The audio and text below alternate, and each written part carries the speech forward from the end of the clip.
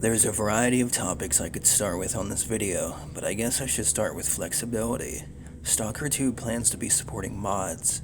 Not in the traditional sense either, like how we saw with ModDB in the original series. They aren't sure which platform to use.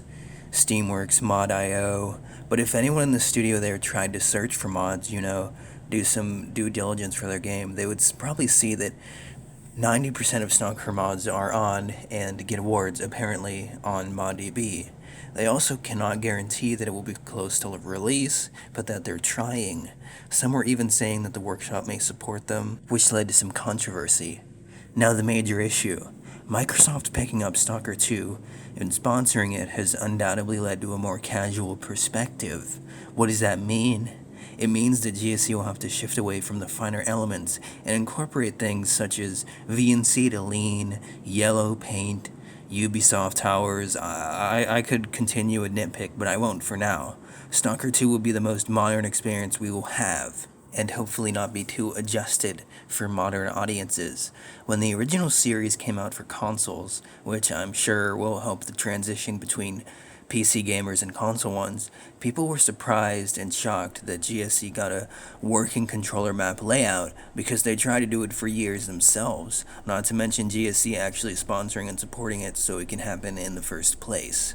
With so many people coming back, it reminds me of that one Terminator movie or Metal Gear Solid 4 where they got death threats from the community that wanted to see how it ended. It's not bad to include so many loved and known protagonists, but it is a bit telling. If you were to make an entirely new game after 15 years, what would you do? Would you include those older characters if you were trying to make a total and complete synopsis and sequel? Would you not include some or any of them at all, and rather explain them away as dying anomalies or to other stalkers? What is the correct move to make? Killing them all is the bolder choice, and obviously including them all is the safer, more crowd-pleasing option, even if bringing Herman back was a little unexpected. Still, now we've got Scar, Herman, Strider, who else will come back? Nimble is probably a given because he's been in all three games. Well, Sidorovitch returned. One of his original voice actors died a couple years ago, so it is a tense point to ask. His original voice actor in Clear Sky, Alexander Volkov, has confirmed that he will be returning to voice new lines. But he didn't just do Sidorovitch alone, he also did Barkeep and I think one other. My personal opinion is that GSC has mostly had and kept new traders for every game, with Sidorovitch appearing twice. Would they stick to that, or add new ones, or add new and old? What features should, but probably won't, come back? The Encyclopedia, for one. The Encyclopedia debuted in SSC, and we never saw it again.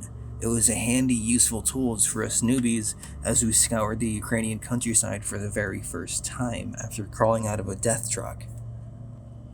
Sounds. There should be good sounds and unique and breathtaking screams, background noises, shooting, and walking sounds.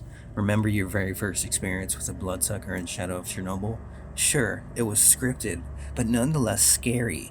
Countless mods have tried to recreate and tweak the sounds from the three games, with some to no luck at all. Mutant mechanics. No more mid-flight adjustments in a Snork's jump, or mutants needing to run around corners because some wooden box is blocking the direct approach now. Keep the ability to fight mutants in different ways, and expand upon it with new technology.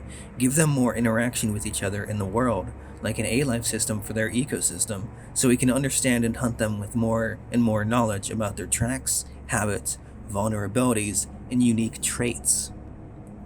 A skill system to keep the game non-RPG in terms of skills. Don't add some skill tree level D&D element nonsense. Let the player be the one who obtains knowledge and skill. Weapons. We should keep the weapons different and impactful, not the Call of Duty Battlefield ridiculousness that's 90 guns with all similar damages, specs, even appearances. Branch out a little. The AI, obviously GSC is releasing the AI 2.0, but it would be good to have it be more intelligent depending on the faction. For example, bandits wouldn't hold or push or make a proper encirclement, but soldiers would. artifacts, and anomalies. This one is down to you, the player, and then the community. Do you prefer the SOC style of no detectors at all, just walking around and picking up artifacts with no detector? It was certainly easier. Do you prefer Clear Sky with 1 or 2 detectors, or Call of Pripyat with more? Did you like having to tiptoe around Noah after Noah to get to the plateau and further your quest? Nonetheless, we've already seen some detectors from GSC and Stalker 2 already, so it's a given that they will be included. Faction Wars. The faction wars should remain, but in limited occasional interactions instead of full-scale wars that kill entire faction amount of people in just a few days, like Clear Sky marketed and attempted to do. Nobody had much interest in it though, and it flopped. The labs. More lab lore and interesting turning points, just like all of the original games had. This is an interesting point, because we've already had a couple sneak peeks from GSC already with some videos and pictures on this. We know that we will get the classic lab tubes back. Hopefully, some fuckery with the woodpecker will go on, but I guess we'll see. Blowouts and emissions, which are actually the same. Well, I believe blowouts are, but there might be some tiny differences. Regardless, I'm positive we'll see these because the zone needs to protect itself. Radio music. It was a thing in Clear Sky, but didn't come back in Call of Pripyat. Thanks to Misery and other mods, however, it did. This was great to listen to and relax as you finally get to get back on base and make trades.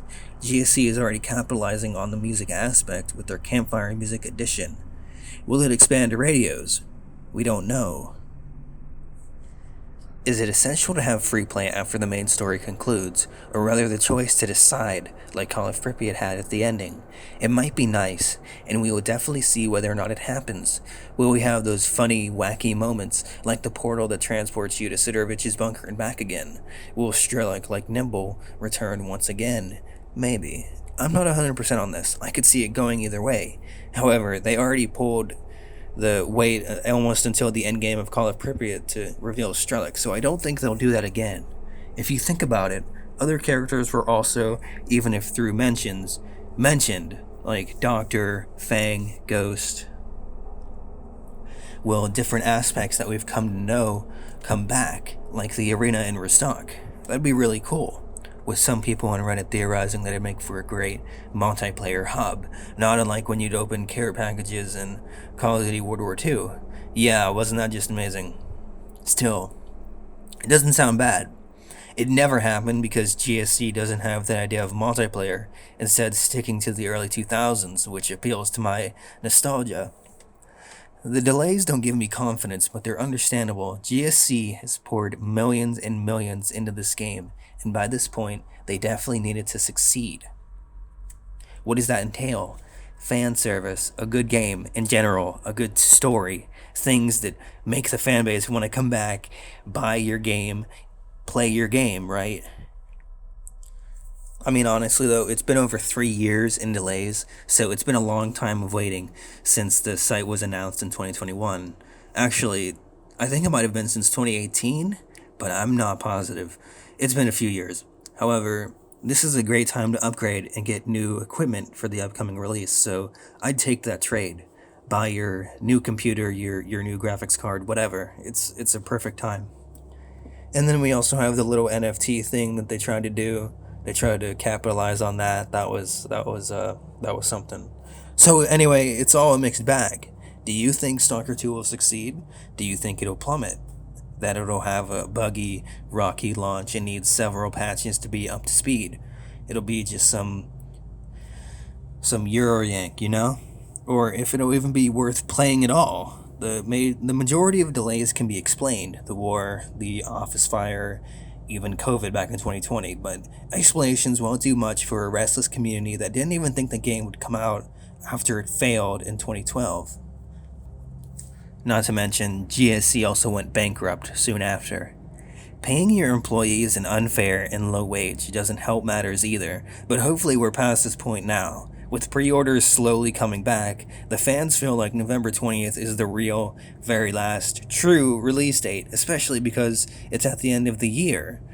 What do you think? Do you think that's true? Do you think it's false? Perhaps GSC will just perpetually be stuck in development hell. Now, there's also talk of new factions, which I'm not too sure about myself. Strider apparently has one named Noon. I'm also hearing talk of Scar spearheading another new faction, but I don't know the name. I don't know. I also don't get it either. The original games had maybe, what, 8 to 9 factions, if you count Renegades too, even if they're discount bandits. They mostly just stayed in the swamps anyway. Why not just stick to groups themselves, especially if it's just one character like it is now with Scar and Strider? Well, there's Digutarev too. Maybe they can explain it away. I guess we'll see. There's also Ward, Flame, Spark. Why? Why can't you just bring back Sin and call it a day? There's so many new factions. If there's so many new groups, it just splinters everything. Who's gonna have overwhelming force and strength if everybody's equally divided into 15 factions? I'm also not 100% on these names. They sound a little dodgy. It feels like they tried a little too hard to keep that mystique and cool factor. Here's an example. Duty. It's our duty. What is our duty? To worry about the zone, right? Freedom. They want freedom. They want freedom for the zone, the people in it, everything. Loners, they want to be left alone, right? Ward, what? We'll be wards. We control Ward. Spark, we're a dying spark. We are a spark that lights flame. Noon, it's a time of day where we're waking up. We're noon. I don't get it. Circa, at least, is brought from Call of Pripyat, as Strelok and the government formed it for the zone to study it, not unlike ecologists. Still, though, I don't have much faith in these new factions. What'll become of it all? We don't know, not until November. Ward appears to replace his duty somewhat and police the zone.